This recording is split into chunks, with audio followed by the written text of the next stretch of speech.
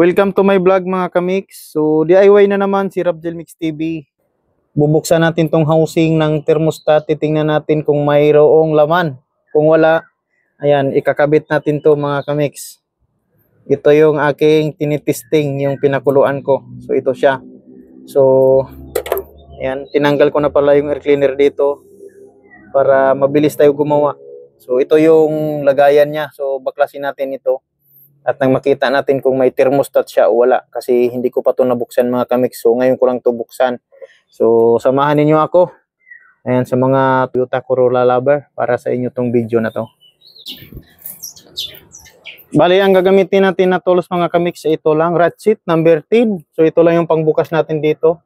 Dalawang tornilyo lang naman ito mga kamix. Luluwangan lang natin.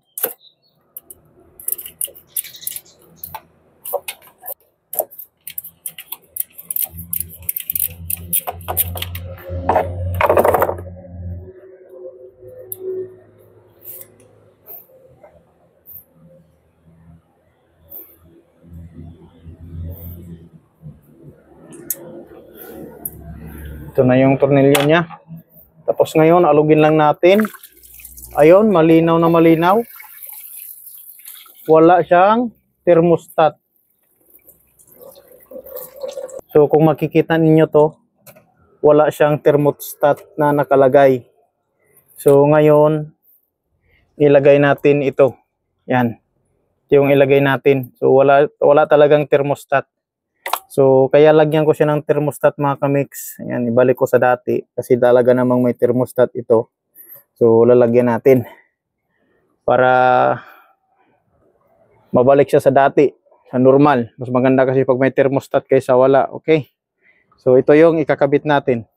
Ito, yung bago kong order. So working naman siya. Natesting na natin sa mainit na tubig. So ilagay na natin ito mga kamix. So bali nalinisan ko na yung housing ng thermostat mga kamix. So ngayon ilagay na natin to. So sa paglagay pala niya mga kamix, ganito yung forma niya. Yan.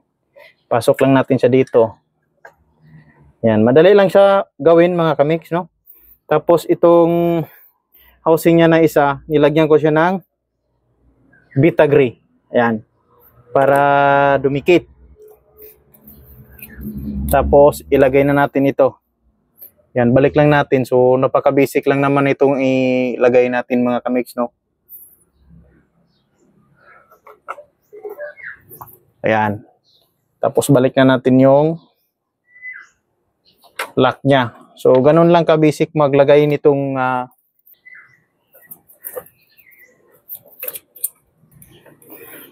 So, sa mga nakapanood nito, so sana makatulong ako sa inyo kung gusto niyo mag-DIY. No, pero pag sa bagay mga kamix, madali lang ito. Sabi ko, madali lang siyang gawin. Hindi siya mahirap gawin. Yan, higpitan lang natin. Yung tamang higpit lang din, ano. Para hindi naman maputol yung pinaglalagyan ng lock.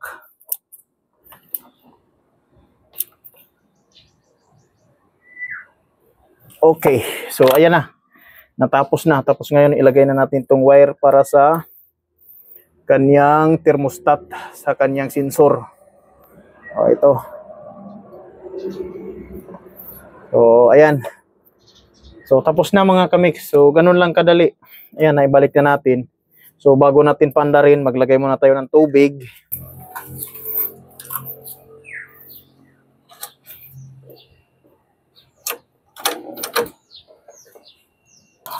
Lagyan na natin ng tubig mga kamix.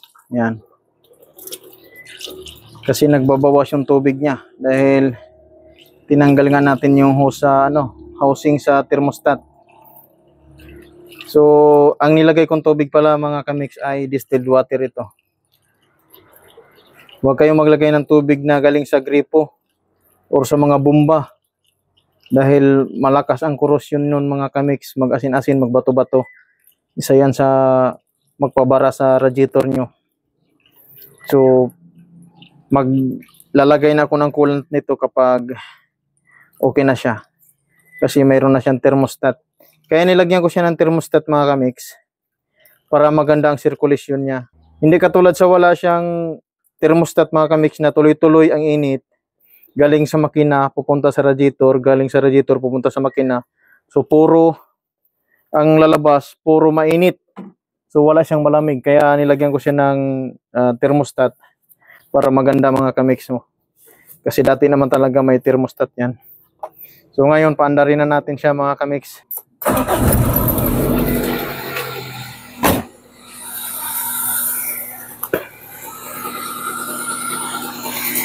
So, ayan na mga kamix, napaandar na natin yung makina. Dagdag tayo ng tubig.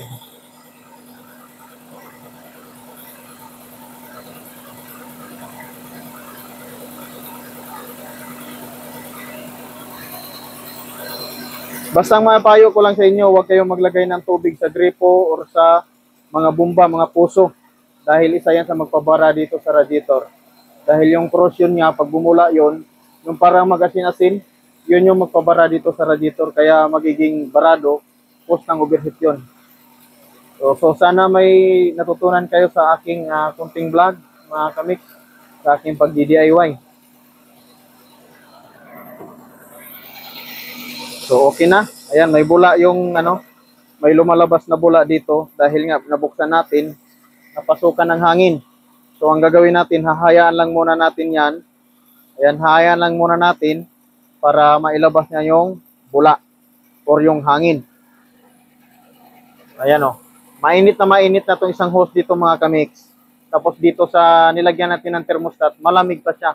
So, yun yung palatandaan na walang thermostat ang ating sasakyan pag puro mainit. Pag may thermostat naman, malamig siya dito. Tapos mainit dito. Okay, sana makatulong mga kamix. Kung makikita ninyo, may bula na lumalabas. Birit natin.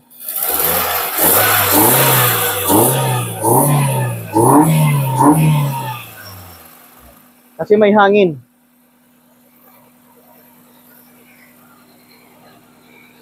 So, ayan, okay na yan. So, hanggang dito na lang yung vlog natin. So, sana may natutunan kayo sa aking pag-DIY. So, sa mga Toyota Corolla lover. Ayan, Toyota Corolla lover. Ito po ay 16 valve, 1994 model FI.